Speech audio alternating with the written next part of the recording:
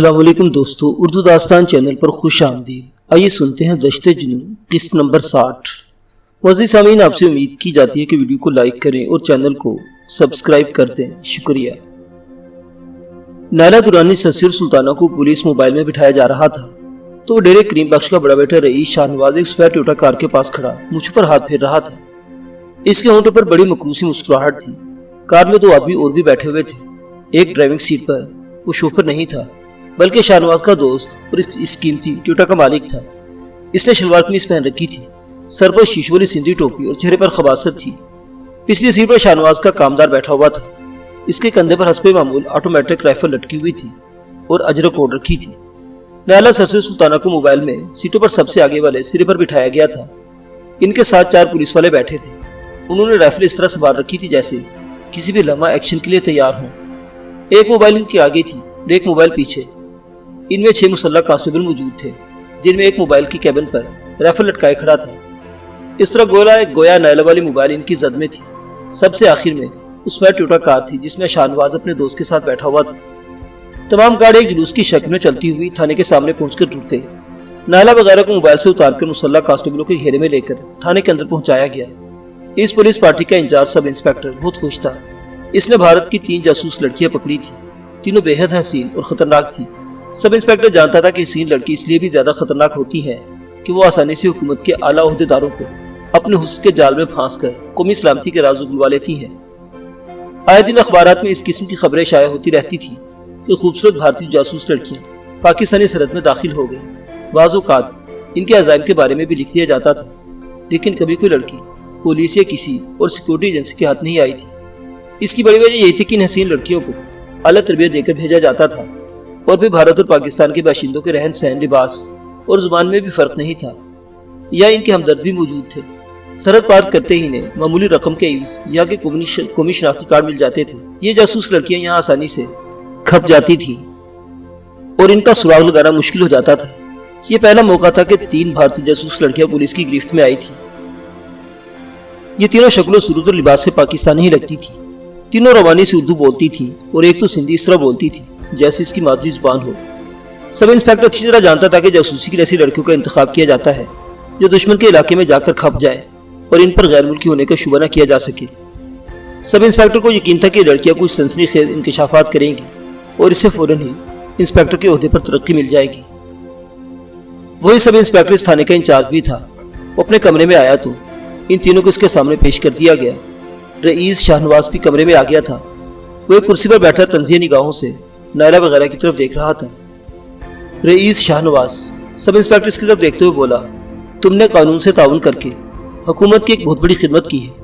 اگر آپ ان کے بارے میں اطلاع نہ دیتے تو یہ کہیں غائب ہو جاتی اور ملک کی سلامتی کے لیے خطرہ بن جاتی، لیکن آپ کو ان پر شبہ کیسے ہوا تھا؟ میں بھی تو ایک محب وطن پاکستانی ہوں جناب، شاہ نواز نے کہا۔ 4 دن پہلے یہ لڑکیاں میری حویلی میں آئی تھیں۔ اپنے آپ کو مظلوم ثابت کرنے کے لیے انہوں نے ایک فرضی کہانی سنائی تھی۔ میں نے انہیں مظلوم سمجھ کر پناہ دی، لیکن اس روز شام کو مجھے پتہ چلا کہ سرحد پار کرنے والی 3 بھارتی جاسوس لڑکیاں رینجرز کی حراست سے فرار ہو گئیں تو مجھے ان پر شبہ ہوا۔ میں نے اپنے طور پر معلومات حاصل کی تو انکشاف ہوا کہ یہ وہی تینوں جاسوس لڑکیاں ہیں۔ ڈبلو کا صوبیدار اس وقت شہر میں نہیں تھا۔ میں نے سوچا کہ صبح ان تینوں کو صوبیدار کے حوالے کر دوں گا، لیکن انہوں نے کسی طرح ہماری نوکرانی مائی سکون کو ورغلا کر اپنے ساتھ ملا لیا اور مجھے بے ہوش کر کے کامدار کو گن پوائنٹ پر لے کر حویلی سے بھاگ نکلی۔ انہوں نے کامدار کو بھی ویرانے میں اتار دیا۔ وہ خاموش ہو کر نائلہ کی طرف دیکھنے لگا۔ وہ تینوں خاموش بیٹھی اس کی حضرت سنائی سن رہی تھی۔ شاہ نواز بات جاری رکھتے ہوئے کہہ رہا تھا، مجھے اندازہ نہیں تھا کہ یہ لوگ کہاں گئی ہوں گے۔ وہ تو کل رات میرے دوست نے ڈبلو میں اپنے بھائی کو فون کر کے پیغام دیا کہ 1 گھنٹے بعد مجھے فون پر بلا لے۔ 1 گھنٹے اس سے میری بات ہوئی تو اس نے بتایا کہ مائی سکھن 3 لڑکیوں کے ساتھ بابا سائیں کے بنگلے پر آئی ہے۔ فون تو اس نے کسی اور مقصد کے لیے کیا تھا، لیکن باتوں میں یہ تذکرہ بھی آ گیا۔ میں صبح 4 بجے گوٹ سے نکلا اور یہاں آ کر پہلے خود تصدیق کی، پھر آپ لوگوں کو اطلاع دی۔ میں جانتا ہوں کہ اس قسم کی لڑکیاں بڑے لوگوں کو پھانس کر پہلے اپنے ٹھکانے اور تحفظ کا بندوبست کرتی ہیں۔ بابا سائیں کو بھی انہوں نے کوئی جھوٹی کہانی سنائی ہوگی۔ آپ ہمارے بابا سائیں کو نہیں جانتے، وہ بہت رحم دل ہیں، انہیں ترس آ گیا ہوگا ان پر۔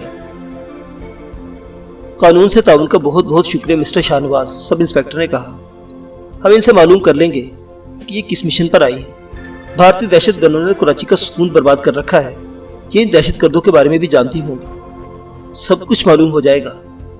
تو تم نے اس کی کہانی پر یقین کر لیا آفیسر؟ نائلہ نے چپتی ہوئی نظروں سے سب انسپیکٹر کی طرف دیکھا۔ یقین نہ کرنے کی کوئی وجہ نہیں ہے، سب انسپیکٹر نے کہا۔ کوئی عملی کارروائی شروع کرنے سے پہلے میں چند سوال کرنا چاہتا ہوں، مجھے امید ہے تم ٹھیک ٹھاک جواب دو گے۔ تم لوگوں نے پاکستان کی سرحد کب پار کی تھی اور یہ کن کن لوگوں سے تمہارے رابطے ہیں؟ شاہ نواز کا بیان اس حد تک تو درست ہے کہ ہم نے غیر قانونی طور پر پاکستان کی سرحد پار کی تھی اور رینجرز کی حراست سے فرار ہوئی تھی، لیکن ایسا ہم نے صرف ملک کی سلامتی کے لیے کیا تھا۔ ہمیں معلوم نہیں تھا کہ یہاں اس جیسے بے ضمیر لوگ بھی موجود ہیں جنہیں نہ تو مادر وطن کے تحفظ کا احساس ہے اور نہ ہی بہو بیٹیوں کی عزت کا خیال ہے۔ اس جیسے لوگ ہی اپنے ماں باپ کی عزت کو خاک میں ملاتے ہیں اور ملک کی سلامتی کے لیے خطرے کا باعث بنتے ہیں، نائلہ نے کہا۔ میں نے اس کے بارے میں نہیں پوچھا، ہمارے ساتھیوں کے بارے میں پوچھ رہا ہوں، سب انسپیکٹر نے اس کے چہرے پر نظریں جماتے ہوئے کہا۔ نائلہ جواب دینا چاہتی تھی کہ وڈیرا کریم بخش، احمد علی اور غزالہ تھانے میں داخل ہوئے۔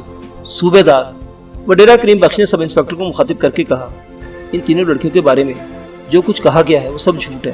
میرا یہ بیٹا، اس نے شاہ نواز کی طرف اشارہ کیا، آوارہ اور بدمعاش ہے، اس نے ان لڑکیوں پر جھوٹا الزام لگایا ہے۔ میں ان لڑکیوں کی ضمانت دینے آیا ہوں۔ بابا سائیں، آپ بیچ میں نہ پڑیں، یہ لڑکیاں جاسوس ہیں، شاہ نواز بولا۔ تمہاری شرافت کو تو سب لوگ اچھی طرح جانتے ہیں، احمد علی نے کہا۔ تم نے ہمارے خاندان کی رسوائی کرنے میں کوئی کسر نہیں چھوڑی، شرم آنی چاہیے تمہیں۔ شاید ان لڑکیوں نے آتے ہی تم لوگوں پر جادو کر دیا ہے، شاہ نواز نے اسے گھورا۔ اس دوران باہر بہت سی گاڑی رکنے کی آواز سنائی دی۔ ایک کانسٹیبل بدحواسی کی حالت میں دوڑتا ہوا اندر آیا۔ آئی جی صاحب آئے ہیں، ان کے ساتھ ڈی آئی جی اور ایس پی صاحب بھی ہیں، کانسٹیبل نے کہا۔ وہ بری طرح بدحواس ہو رہا تھا۔ اوہ، انہیں شاید ان جاسوس لڑکیوں کی گرفتاری کی اطلاع مل گئی ہے۔ سب انسپیکٹر گڑبڑا گیا، وہ تیزی سے باہر کی طرف لپکا۔ نائلہ کو حیرت تھی کہ اگر آئی جی صاحب اس سلسلے میں آئے تھے تو انہیں ان کے پکڑے جانے کی اطلاع کیسے ملی تھی؟ صبح تم فون پر آئی جی صاحب سے باتیں کر رہی تھی تو میں نے سب کچھ سن لیا تھا۔ غزالہ نے نائلہ کی طرف جھکتے ہوئے سرگوشی کی۔ جب یہ لوگ تمہیں پکڑ کر لائے تو میں نے آئی جی صاحب کو فون کیا، بڑی مشکل سے ان سے رابطہ ہو سکا تھا۔ میں نے تمہارا نام لے کر انہیں ساری بات بتا دی تھی۔ میرا خیال تھا وہ تھانے والوں سے فون پر بات کریں گے، لیکن وہ خود چلے آئے۔ اوہ، نائلہ کے منہ سے گہرا سانس نکل گیا۔ تھانے میں کھلبلی سی مچ گئی تھی، کھٹاکھٹ ایڑیاں بج رہی تھی۔ چند سیکنڈ بعد آئی جی صاحب اور دیگر پولیس افسران کمرے میں داخل ہوئے۔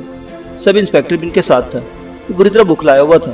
سر، یہ ہیں وہ تینوں بھارتی لڑکیاں جنہیں ہم نے گرفتار کیا ہے، ان سے بہت سے سنسنی خیز انکشافات کی توقع ہے، سب انسپیکٹر نے کہا۔ آپ تینوں میں نائلہ کون ہے؟ آئی صاحب نے باری باری ان تینوں کی طرف دیکھتے ہوئے کہا۔ میں نائلہ ہوں۔ نائلہ اٹھ کر کھڑی ہو گئی۔ آفرین۔ آئی جی صاحب نے آگے بڑھ کر نائلہ کے سر پر ہاتھ رکھ دیا۔ قوم کی بیٹیوں میں وطن سے محبت کا یہ جذبہ ہو تو دنیا کی کوئی طاقت اس قوم کو شکست نہیں دے سکتی۔ یہ تو ہمارا فرض تھا سر، نائلہ نے کہا۔ پھر سسی اور سلطانہ کا تعارف کرانے لگی۔ یہ سلطانہ ہے سر اور یہ ہے سسی، یہ دونوں میری سرگرمیوں میں برابر کی شریک ہے۔ سلطانہ اگر ہمارا ساتھ نہ دیتی تو ہم کچھ بھی نہیں کر سکتی تھی۔ آئی جی صاحب نے آگے بڑھ کر ان دونوں کے سروں پر ہاتھ پھیرا۔ صورتحال بدلتی دیکھ کر شاہ نواز خاموشی سے باہر نکل گیا تھا۔ سب انسپیکٹر بھی بدحواس ہو رہا تھا۔ آئی جی صاحب جس طرح پکڑی جانے والی ان جاسوس لڑکیوں سے شفقت کا مظاہرہ کر رہے تھے، اس سے سب انسپیکٹر کو اپنی شامت صاف نظر آ رہی تھی۔ سب انسپیکٹر، آئی جی صاحب اس کی طرف متوجہ ہو گئے۔ یس سر۔ سب انسپیکٹر ایک دم اٹینشن ہو گیا۔ تم ان کے بارے میں اطلاع کیسے ملی تھی؟ آئی جی صاحب نے پوچھا۔ یہ خواتین غیر قانونی طور پر سرحد پار کرتے ہوئے رینجرز کی نظروں میں آ گئی تھی۔ یہ رینجرز کے ایک جوان سے رائفل اور جیپ چھین کر بھاگ نکلی۔ انہوں نے ڈبلو کے قریب ایک وڈیرے کی حویلی میں پناہ لی اور اسے بھی غچہ دے کر بھاگ نکلی۔ اس وڈیرے کو پتہ چل گئی کہ تینوں کراچی میں اس کے والد کے گھر میں پناہ لیے ہوئے ہیں۔ وہ خود کراچی آیا اور ان کی نشاندہی کی۔ ہم کوٹھی پر ریڈ کر کے انہیں یہاں لے آئے، سب انسپیکٹر نے تفصیل سے بتایا۔ تم نہیں جانتے ان لڑکیوں نے وطن کی خاطر اپنی جانیں خطرے میں ڈال کر کیا کیا کارنامے انجام دیے ہیں۔ یہ تینوں ہمارے لیے قابل فخر اور قابل احترام ہیں۔ وہ وڈیرا کہاں ہے جس نے ان کے بارے میں اطلاع دی تھی؟ آئی جی صاحب نے پوچھا۔ وہ سب انسپیکٹر ادھر ادھر دیکھنے لگا۔ وہ کہاں گیا؟ فوراً ہی پتہ چل گیا کہ شاہ نواز تھانے سے بھاگ گیا ہے۔ نائلہ نے وڈیرا کریم بخش، احمد علی اور غزالہ کا تعارف کرایا۔ میں اس شخص کا بدنصیب باپ ہوں جس نے میری عزت کو پامال کیا اور مجھے کہیں منہ دکھانے کے قابل نہیں چھوڑا، وڈیرا کریم بخش نے کہا۔ آپ ہمارے لیے قابل احترام ہیں۔ آئی جی صاحب نے وڈیرے کو گلے سے لگا لیا۔ آپ پریشان نہ ہوں، ہم اسے بھی سیدھے راستے پر لے آئیں گے۔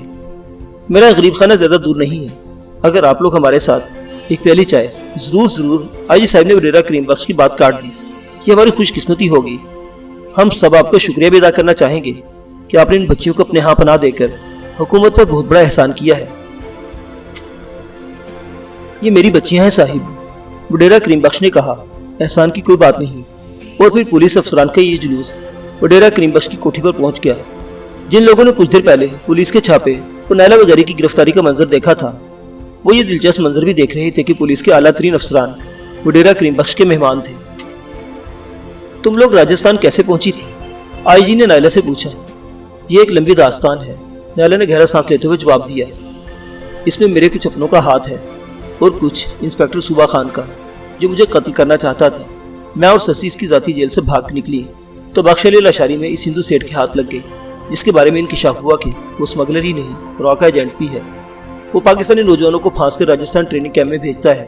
اس نے ہمیں بھی اپنے آدمیوں کے ساتھ راجستھان کی سرحد کی طرف بھیجا تھا، لیکن ہم راستے میں بھاگ نکلی اور ریگستان میں بھٹک کر نہ جانے کس طرح سرحد پار پہنچ گئی، جہاں سے ہمیں گرفتار کر کے اس کیمپ میں پہنچا دیا گیا۔ سلطانہ سے ہماری ملاقات اسی کیمپ میں ہوئی تھی۔ اس نے ہمارا بڑا ساتھ دیا۔ راجستھان کے اسی کیمپ میں جن لوگوں کو یہاں سے دہشت گردی اور تخریب کاری کی تربیت کے لیے بھیجا جاتا تھا، انہیں دیکھ کر ہمیں بڑی حیرت ہوئی۔ ان میں بعض تو واقعی جرائم پیشہ تھے، جو مختلف سنگین جرائم میں یہاں کی پولیس کو مطلوب ہیں، اور بعض اچھے گھروں سے تعلق رکھنے والے تعلیم یافتہ نوجوان۔ میرا تجزیہ ہے کہ ایسے نوجوانوں کو بگاڑنے میں ان کے گھر والوں کا بڑا ہاتھ ہوتا ہے۔ جب گھروں سے ان کے مطالبات پورے نہیں ہوتے تو وہ رقم حاصل کرنے کے دوسرے ذرائع استعمال کرتے ہیں، چوری، رازدانی اور پھر بڑے پیمانے پر ڈکیتیاں۔ اس طرح یہ لوگ دشمن کے ایجنٹوں کے ہاتھ لگ جاتے ہیں اور ان کے اعلی کار بن کر ملک کی سلامتی کے لیے خطرہ بن جاتے ہیں۔ تمہارا تعلق کہاں سے ہے؟ تم انسپکٹر صوبہ خان کے ہاتھ کیسے لگی؟ آئی جی نے پوچھا۔ میرا تعلق رحیم یار خان سے ہے۔ دورانی فیملی کم از کم 2 صدیوں سے اس علاقے میں آباد ہے۔ اس فیملی کو اس علاقے کی معزز ترین فیملی سمجھا جاتا ہے، لیکن اب ساری عزت خاک میں مل چکی ہے۔ دولت کی ہوس نے ہمارے خاندان کے بعض لوگوں کو اندھا کر رکھا ہے، اپنے ہی خاندان کی عزت کو مٹی میں ملانے پر تلے ہوئے ہیں۔ میرے والدین کے ایک حادثے میں انتقال ہو گیا ہے۔ میں ان کی جائیداد کی اکیلی وارث ہوں۔ کروڑوں کی زرعی اراضی اور شہری جائیداد ہے۔ میری سگی پھوپھی میری اس جائیداد پر قبضہ کرنا چاہتی ہے، مگر میرے انکار پر وہ میری دشمن ہو گئی۔ میرے خلاف انتقامی کارروائیاں شروع کر دی۔ مجھے قتل اور دیگر سنگین مقدمات میں پھنسانے کی کوشش کی گئی۔ میں بے گناہ ہوتے ہوئے بھی اپنے آپ کو بچانے کے لیے بھاگتی رہی۔ مجھ پر قاتلانہ حملے ہوئے، لیکن میں بچتی رہی۔ سندھ کے ایک پولیس انسپکٹر صوبہ خان کو 5 لاکھ روپے دے کے مجھے قتل کرانے کی کوشش کی گئی۔ میں اس کے شکنجے سے بھاگ نکلی۔ مجھ پر قاتلانہ حملہ ہوا۔ میں زخمی حالت میں سندھ کے جنگل میں واقع ایک غریب سندھی کے ہاں پہنچ گئی۔ اس نے مجھے مرنے سے بچایا، مجھے بیٹی کی طرح رکھا۔ یہ سسی اسی غریب سندھی کی بیٹی ہے۔ انسپکٹر صوبہ خان کو کسی طرح پتہ چل گیا کہ میں کہاں چھپی ہوئی ہوں۔ میری تلاش میں وہاں پہنچ گیا اور اسلحہ کے زور پر میرے ساتھ سسی کو بھی اٹھا کر لے گیا۔ ہمیں گھوٹکی کے قریب ایک حویلی میں قید رکھا گیا۔ ہم دونوں اس حویلی سے بھاگ نکلی اور بخش علی لاشاری نامی قصبے کے قریب ایک ہندو سیٹ کے ہاتھ لگ گئی۔ وہ ہندو اس علاقے کا بہت بڑا ذمہ دار ہے۔ اس کی کئی جننگ فیکٹریاں ہیں۔ وہ پاکستان سے اناج، گھی، تیل اور دیگر اجناس بھارت کو اسمگل کرتا ہے۔ ہم سے ہمدردی کا اظہار کرتے ہوئے اس نے دھوکے سے ہم دونوں کو بھی سرحد پار بھیجنے کی کوشش کی، لیکن ہمیں اس سازش کا پتہ چل گیا اور ہم صحرا میں اس کے آدمیوں کو دھوکہ دے کر بھاگ نکلی اور ریگستان میں بھٹکتی ہوئی سرحد پار پہنچ گئی۔ ہمیں سرحد کی دوسری طرف ہندوؤں کے ایک چھوٹے سے گاؤں میں پناہ مل گئی، مگر اس گاؤں کا مندر کا پجاری بڑا کمین آدمی تھا۔ اس کی وجہ سے ہم پولیس کے ہاتھ لگ گئی اور ہمیں رام گڑھ کے اس کیمپ میں پہنچا دیا گیا، جہاں پاکستانی نوجوانوں کو دہشت گردی کی تربیت دی جاتی ہے۔ سلطان ہم سے پہلے وہاں موجود تھی۔ ہم تینوں نے کیمپ کے افسروں کو اعتماد حاصل کیا اور اس کیمپ کو تباہ کرنے کا منصوبہ بنانے لگی۔ اس دوران ہمیں کیمپ کے کچھ اور راز معلوم ہو گئے۔ ایک ایسی کتاب میں مل گئی جس میں آپ کے اور دیگر اعلیٰ افسران کے خفیہ ٹیلی فون کوڈز تھے۔ ان کے پاس ایسے آلات تھے جن کی مدد سے آپ کے اور دیگر افسران کے فون پر ہونے والی گفتگو سن لیتے تھے۔ ہم نے وہ کوڈ نمبر معلوم کر لیے۔ اس دوران مجھے آپ کو وہ اطلاعات فراہم کرنے کا موقع بھی مل گیا۔ خدا کا شکر ہے کہ آپ نے بروقت کارروائی کر کے دشمن کے ان منصوبوں کو ناکام بنا دیا۔ ہم نے اس کیمپ کی تباہی کا منصوبہ بنایا تھا۔ ہمیں معلوم تھا کہ ایک کیمپ کی تباہی سے ان پر زیادہ اثر نہیں پڑے گا۔ راجستھان میں ایسے کئی کیمپ قائم ہیں جہاں پاکستانی نوجوانوں کو دہشت گردی کی تربیت دی جاتی ہے، لیکن اس ایک کیمپ کی تباہی سے ان کی سرگرمی کسی حد تک مان پڑ سکتی تھی۔ قدم قدم پر ہمیں خطرات کا سامنا تھا۔ کیمپ کی تباہی کے بعد پورے ہندوستان میں ہماری تلاش شروع ہو گئی۔ ہم قدم قدم پر موت کو شکست دیتی رہی اور اسمگلروں کی ایک پارٹی کے ساتھ سرحد پار کرنے میں کامیاب ہو گئی۔ اس کے بعد جو بھی حالات پیش آئے وہ آپ کو بتا چکی ہوں۔ جو لوگ یہاں بھارتیوں کے ایجنٹ کے طور پر کام کر رہے ہیں انہیں جانتی ہو؟ آئی جی صاحب اس کے خاموش ہونے پر کہا۔ एक तो वो हिंदू सेठ है जिसके बारे में आपको बता चुकी हूँ, नायला ने जवाब दिया। इंस्पेक्टर सूबा खान इसके साथ जराइम में बराबर का शरीक है।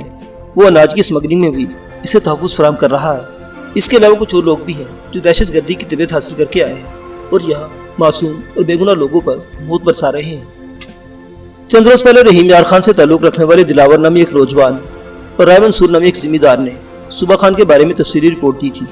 मैंने बाद जिम्मेदार अफसरान के जरिए तहकीकात कराई तो इल्जामात दुरुस्त साबित हुए। इंस्पेक्टर सूबा खान की फौरी मुअत्तली और गिरफ्तारी के अहकाम जारी कर दिए गए, लेकिन वो फरार हो गया। पुलिस इसे तलाश कर रही है। उम्मीद है कि वो जल्दी गिरफ्त में आ जाएगा, आईजी साहब ने कहा और चंद लम्हों की खामोशी के बाद बोले, इस हिंदू सेठ के बारे में भी मैंने आज सुबह ही अहकाम जारी कर दिए थे। मुझे उम्मीद है कि आज रात इसे भी हिरासत में ले लिया जाएगा। इनके अलावा दहशतगर्दों के बारे में कुछ जानती हो तो इनके नाम पते बताओ। बहुत से नाम हैं, नायला ने जवाब दिया। फौरी तौर पर इनके पते ज़हन में नहीं आ रहे, जैसे ही आते जाएंगे मैं बताती रहूंगी। एक के बारे में तो आपको अभी बता सकती हूँ। सुल्ताना ने पहली बार इनकी गुफ्तगू में हिस्सा लेते हुए कहा, शाहिद नाम है इसका और वो फेडरल बी एरिया में रहाइश पजीर है। वो भी यहाँ रॉकेट एजेंट की हैसियत में काम कर रहा है। मुझे इसने सरहद पार पहुंचाया था।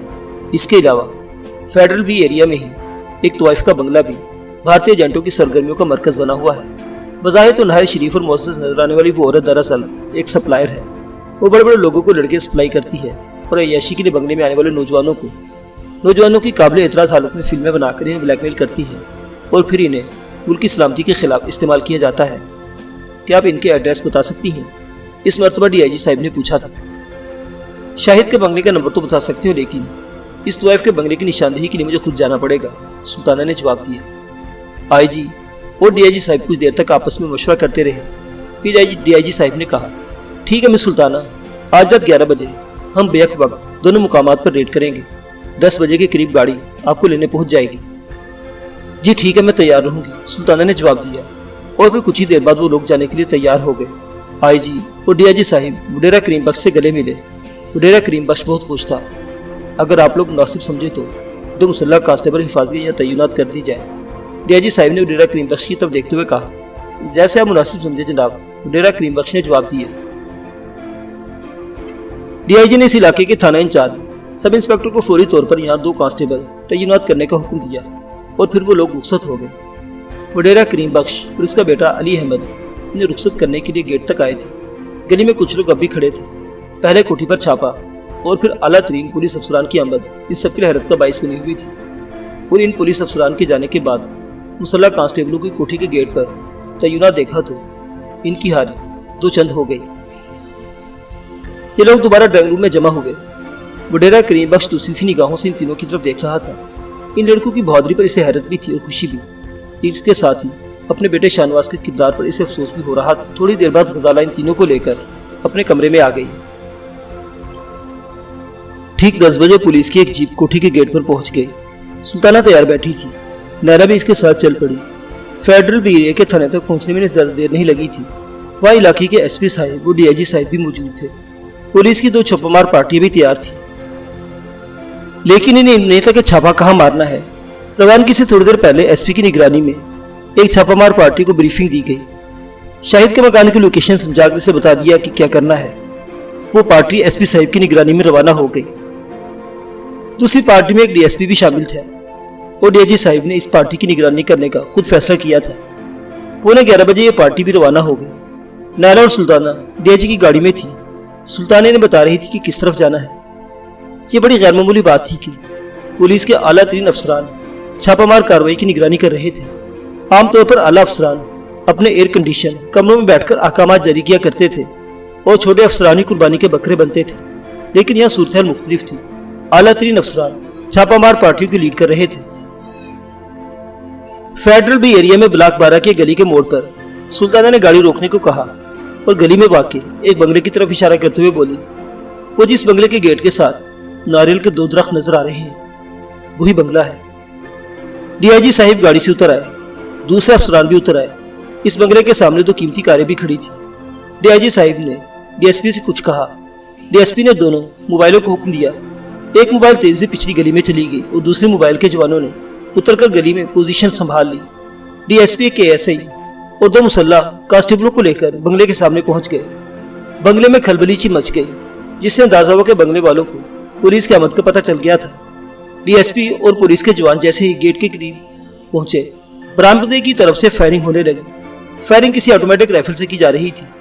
ایک گولی ایک کانسٹیبل کے بازو پر لگی، وہ چیخ کر گرا۔ ڈی ایس پی اور جوانوں نے فوراً ہی ادھر ادھر گر کر پوزیشن سنبھال لی۔ فائر! ڈی ایس پی نے چیخ کر حکم دیا۔ پولیس اہلکاروں نے فائر کھول دیا۔ کچھ دیر بعد پچھلی گلی سے بھی فائرنگ کی آوازیں سنائی دینے لگی۔ پورا علاقہ فائرنگ کی آوازوں سے گونج اٹھا۔ ایک آدمی برآمدے کی ستون کی آڑ سے نکل کر ایک طرف دوڑا۔ اس کے ہاتھ میں کلاشنکوف تھی، لیکن 2-3 قدم بعد ہی وہ چیخ کر گرا۔ ایک کانسٹیبل کی رائفل سے نکلنے والے گولیوں نے اس کا جسم چھلنی کر دیا تھا۔ تم لوگ چاروں طرف سے پولیس کے گھیرے میں ہو، ڈی ایس پی نے چیخ کر کہا۔ مقابلہ کرنا بیکار ہے، اپنے آپ کو قانون کے حوالے کر دو۔ اندر چند لمحے خاموشی رہی، پھر ایک نسوانی آواز سنائی دی۔ فائرنگ روک دو، ہم باہر آ رہے ہیں۔ Hold firing! D S P نے چیخ کر اپنے آدمی کو حکم دیا۔ صرف 1 منٹ بعد بنگلے کا برآمدے والا دروازہ کھلا اور ایک دراز قامت عورت ہاتھ اٹھا کر باہر آ گئی۔ اس کے پیچھے 3 لڑکے اور 2 آدمی بھی تھے۔ وہ سب ہاتھ اٹھائے برآمدے میں کھڑے ہو گئے۔ ڈی ایس پی صاحب اپنی جگہ سے اٹھ کر برآمدے میں گئے۔ ان کے ہاتھ میں کلاشنکوف رائفل تھی۔ اے ایس آئی اور ایک کانسٹیبل بھی رائفلیں تانے ہوئے وہاں پہنچ گئے۔ انہیں لان میں دیوار کے ساتھ کھڑا کر دو، کوئی بھی اپنی جگہ سے ہلنے کی کوشش کرے تو گولی سے اڑا دینا، ڈی ایس پی نے کہا۔ یس سر، اے ایس آئی نے کہا۔ پھر ملزمان کی طرف متوجہ ہو گیا۔ چلو اس دیوار کے ساتھ کھڑے ہو جاؤ۔ 2 کانسٹیبل انہیں رائفلوں کی زد میں لیے کھڑے ہو گئے۔ اسی دوران میں ڈی آئی جی صاحب بھی اندر آ گئے۔ ان کے ساتھ نائلہ اور سلطانہ بھی تھی۔